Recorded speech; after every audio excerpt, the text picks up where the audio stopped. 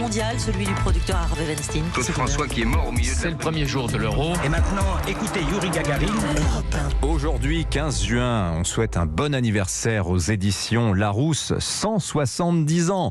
Alors évidemment, parmi les publications mythiques de la célèbre maison d'édition, le dictionnaire du Petit Larousse. Bonjour Laure d'Autriche. Bonjour Dimitri, bonjour à tous. Le Petit Larousse, riche aujourd'hui de plus de 64 000 mots et 28 000 noms propres. Oui, et d'abord, j'aimerais vous raconter comment le général de Gaulle est entré dans le Petit Larousse. L'anecdote est racontée en 1959 sur Europe numéro 1.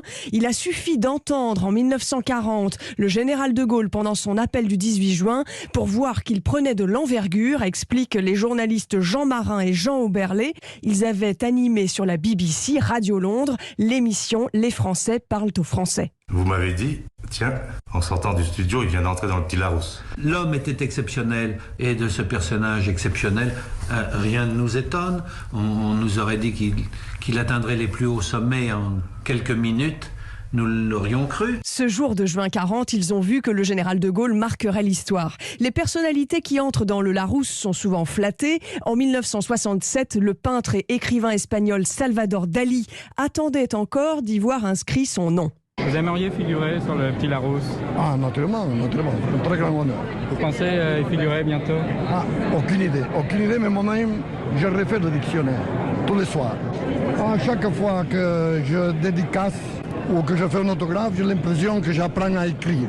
Dalí dit qu'il refait le dictionnaire, qu'il invente 5 mots nouveaux chaque soir à partir du Petit Larousse lorsqu'il ouvre le dictionnaire. Voilà, mieux que le Louvre, être dans le Larousse, archive exceptionnelle de Dalí.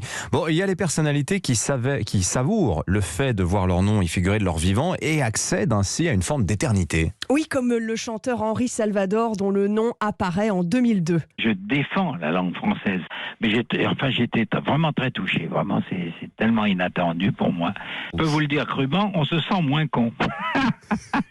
Dans les archives d'Europe 1, j'ai découvert aussi que le Larousse, en particulier les pages roses où se trouvent les citations et expressions latines, ont inspiré le créateur d'Astérix, René Goscinny, dans le choix des noms gaulois qui se terminent tous en X. Goscinny raconte cela en 1969. En réalité, je n'ai jamais fait de latin, voyez-vous. Alors par conséquent, je me suis toujours inspiré des pages roses du Larousse. C'est-à-dire que mes Romains, eux, ils parlent comme les pages roses du Larousse, ce qui d'ailleurs m'a permis, quelquefois j'ai reçu des lettres de latinistes distingués en me disant « Messieurs, vous avez fait une erreur, cette phrase n'est pas correcte ». Je l'ai réexpédiée à la page numéro tant du Petit Larousse illustré. C'est dans le Larousse qu'il a en particulier trouvé le nom d'Assurance Tourix, qui a suscité à l'époque un long fou rire chez toute l'équipe qui travaillait sur la bande dessinée. Voilà, archives exceptionnelles exhumées par Laure d'Autriche dans le coffre à trésors d'Europe 1. Merci beaucoup Laure.